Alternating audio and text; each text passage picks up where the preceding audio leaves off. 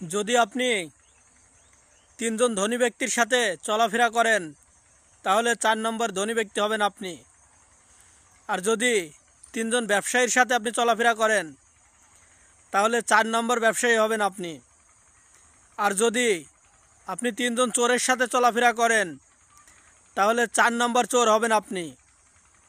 আর যদি একটু ভেবেচিন্তে তিনজন বেকারের সাথে আপনি চলাফেরা করেন তাহলে 4 নম্বর বেকার হবেন আপনি।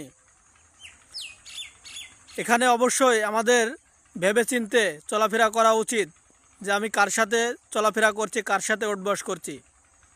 অবশ্যই সবাই একটু বিষয়টা ভেবে দেখবেন। ধন্যবাদ। যদি আপনি তিনজন ধনী ব্যক্তির সাথে চলাফেরা করেন তাহলে 4 নম্বর ধনী ব্যক্তি হবেন আপনি। আর যদি তিনজন ব্যবসায়ীর সাথে আপনি চলাফেরা করেন